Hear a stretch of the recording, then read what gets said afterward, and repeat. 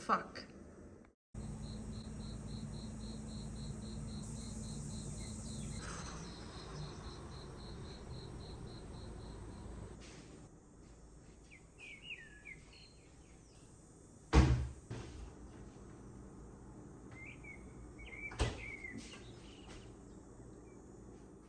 I want to talk to you guys about a feeling that you're probably very familiar with, and that is discouragement and overwhelm. If you're a creative person, or if you're creating anything that matters to you for that matter, you're probably experiencing this on a daily basis. If you're not, please let me know what is the secret. But I know this is so common, and it's taking so much of our bandwidth or much of our mental state, so much time. I don't know about you guys, but for me, so much of my time, if I'm not doing, is spent thinking about doing. And it's like you look back and you're like, well, you could have just done instead of thinking about doing and all the intricacies of the freaking doing. Just do it. And then you go do it, and it's like not that bad or not as big as you think it's going to be. A classic thing for me. So I haven't been able to get rid of it or remove it. So I found the best thing to do is to just train the doing muscle.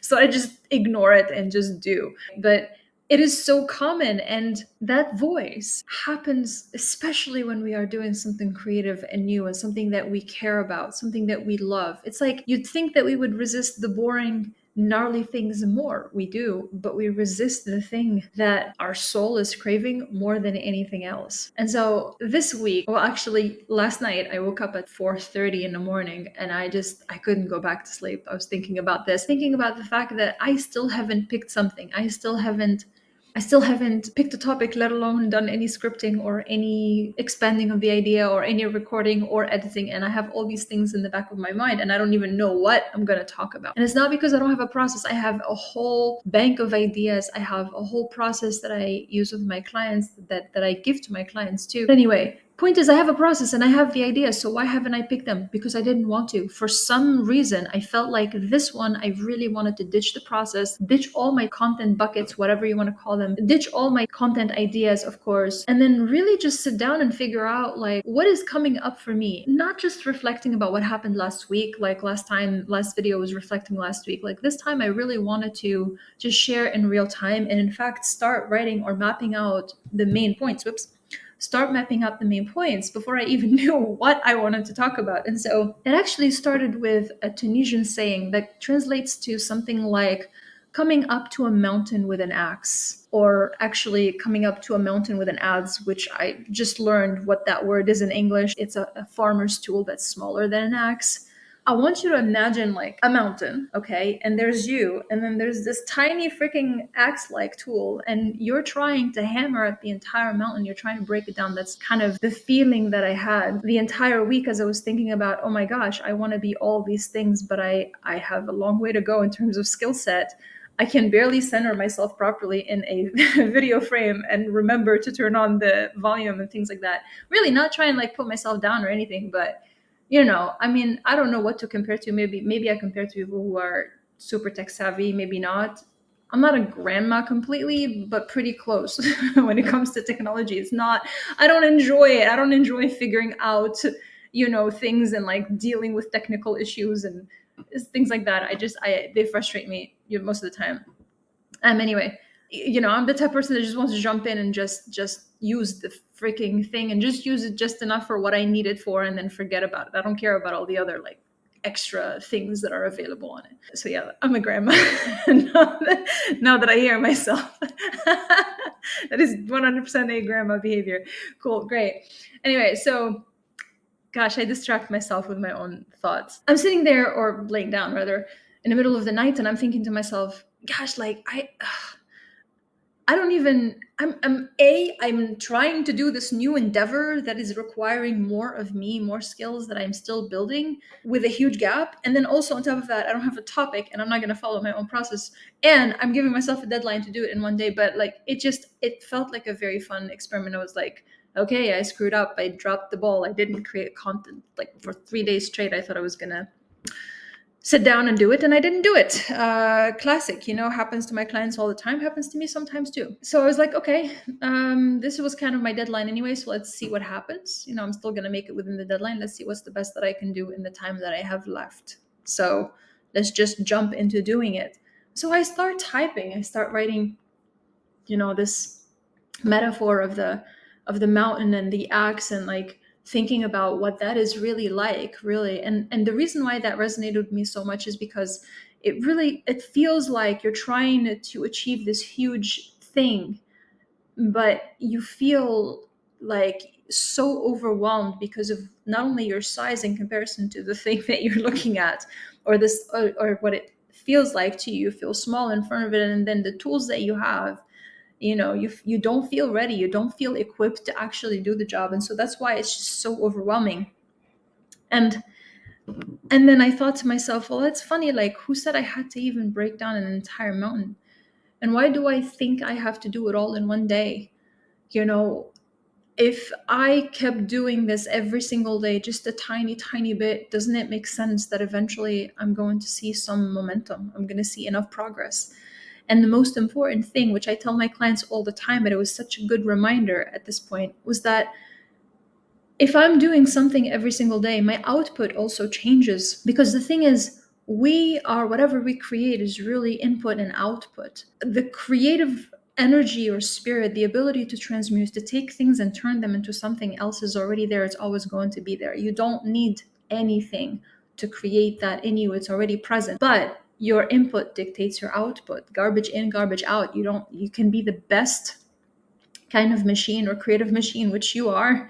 You could be the best engine to generate brilliant ideas and imagine worlds and things, but if your input isn't very healthy, the output inevitably is going to be of the same quality. And that is something I've known for years, but I, on and off, don't always practice it, if I'm honest with myself. Like, I don't do it every single day with perfection. I've known this for years, that when I spend my days eating certain kinds of foods, or not really getting my sleep in order, not sleeping at the same time, waking up at the same time, or um, not really moving as much as I'd like to, or getting enough sunlight, and sunlight is a non-negotiable, but my sleep sometimes can tend to suffer a little bit. And it's a big no. I know it's a huge no for creation and creativity and content creation. Like, I tell my clients all the time, the content is like a fruit. And so you got to look at, if you want better fruit, you want a more prolific season, you want your tree to be more prolific. So you want to look at the tree, the condition of the tree, because that is what's going to dictate what kind of fruit you're going to be able to produce, right? It makes sense that it's the input that we have to look at, not the output, not try to manipulate the output. And so, what does a tree need? It needs time, space, and it needs the right environment. That is a loving environment, an environment that helps it flourish. And then time and space, because there's part of it that is not under our control. And when it comes to creativity, also, it's the same thing. Sometimes that quote unquote lack of time and space is a great thing, actually, because in a day like today, it was like I ignore, or I didn't do it for days. I gave in to, like, oh yeah, I have other things that I need to focus on. And then Saturday comes around and I'm like, there's a voice in my head that's like, well, it doesn't matter if you skip, it's okay, nobody cares, whatever. But I'm like, no, I want to do this. I said I wanted to do this, so I'm doing it. And yeah, I skipped all these days, but I can waste my time and energy thinking, beating myself up and thinking about the fact that, I didn't do it, I didn't keep up, and I'm never going to dot dot dot. Or I can be like, what's the best that I can create from where I am right now? And like I said, if I'm going to the mountain and picking at it every single day, at some point that my output is going to increase too, because I'm going to get stronger. I'm going to be stronger, even though it's the same tool. The tool will be sharper. Look at me being super optimistic today. But your muscles, you'll be able to do more in 1 hour, like I am right now. And I look at my creation, or ability to create or to produce, when I look back like 3 years ago or 2 years ago, I remember it would take me days just to be able to create one video, sometimes weeks to create one video, not because I was creating the entire time, but the resistance. It was so hard to move through it and to make myself push the button. And when I did, I didn't like it. And so I was like, screw this, and then I would like not do anything for 2 days or 3 days. I hate myself, and then do it all over again. It was just very, very, very difficult. And now I can just sit down and talk like this, and I honestly try to script it, and again, for the life of me, I cannot freaking script. I can't, like, reading something and then saying it to the camera and reading and saying. There's nothing wrong with it, but I don't know right now, not for me. Even when I try, but even when I'm trying to do like a storytelling kind of thing where I script, it just doesn't work. Works better when I just let myself just say whatever the heck I want to say, which is exactly what's happening right now. So anyway, output gets better with practice. And then also, your ability to carry, your ability to recover after. Because here's something that I didn't think about until at least not even definitely didn't think about 2 years ago. The recovery process is so important on a day-to-day. Like, there's work, any type of work, you kind of need some time to regenerate. And if you don't give yourself that space, you get fatigued, and that definitely affects your creativity. So the whole thing that I really want you to take from this, that I've learned today, is that, look, I'm going in doing something that is definitely not in my field of competence. I'm trying to think about what's below excellence, competence, something else. I don't know. Probably not even in my field of competence, complete competence, right? And I am showing up with no clarity about the topic or whatever. And I started creating it before I even knew what the heck I wanted to say or how I wanted to say it. And I'm short on time, and yet I'm able to do it. Why? Because my input today is much better than it was years ago. And even though my input wasn't excellent the last few days, because of the repetition, because of the practice, it got easier and it got better. I wish I understood this when I was starting out. I was so obsessed over the process. I thought the process was the thing that's going to save my life. And look, I'm not saying processes are not important. I love processes. I use them all the time. I do have a creative process. I still share it with my clients, and I'm likely still going to use that process sometimes, as well as develop a new process. But the thing is you got to start, and then the process emerges. You can't wait for the process or for the path to be clear. You will never make progress if you're waiting for clarity. I spent so much time in the beginning many years ago. What stopped me, or one of the biggest things that stopped me, is I was like, I need to gain clarity about everything before I can start.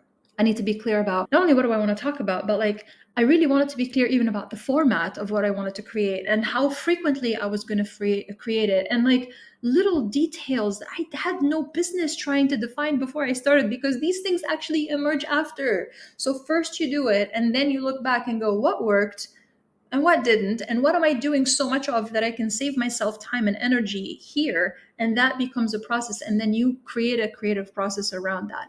If I do this again and again and again, naturally there's going to be a time when I'm like, you know what, Aliana, we could probably save ourselves time and energy and still keep this level of creativity, or still keep this level of blah blah blah that you like about this process. If we create a process, let's do that. But until then, I have to just kind of show up and do it.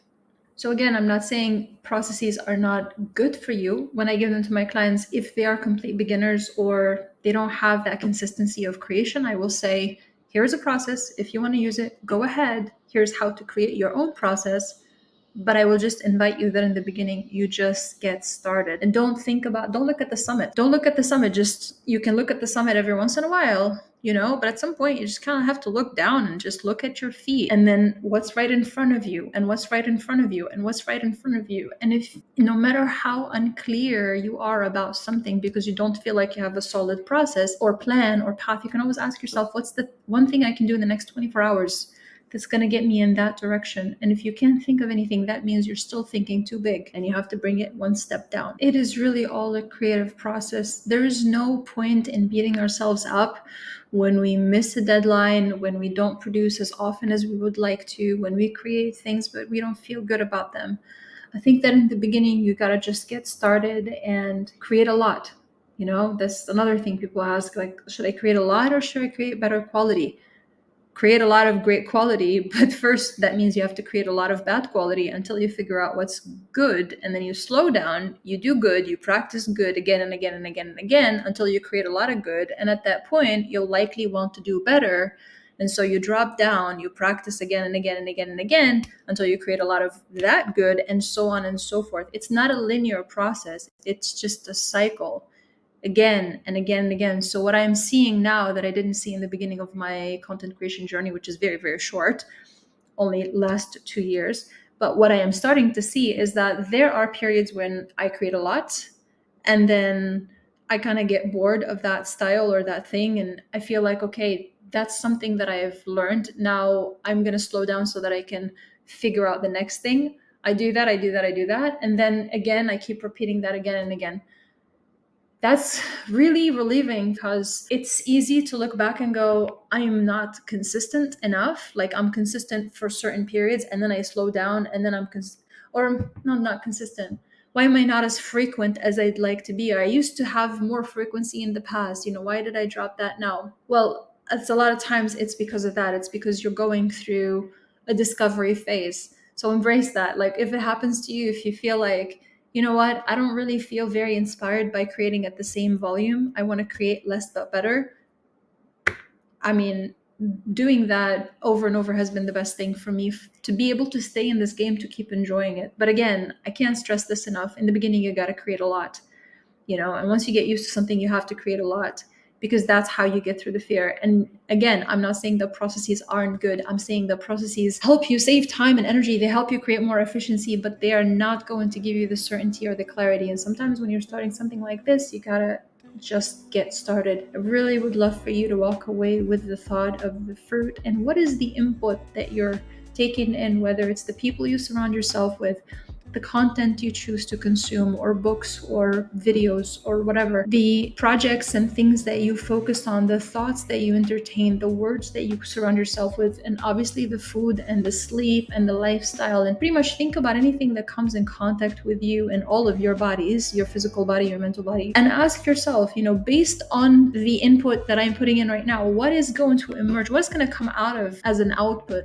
out of this person? What kind of creation can I expect from this person? Not thinking about trying to take that and somehow alchemize it and make it into something greater. Sometimes that happens, but really we got to ask ourselves, what are we taking in? Because what we create is automatically going to reflect that. No matter how good we are at transmuting things, it is going to reflect that. Thank you for watching, and I will see you next time. Every step is moving me up.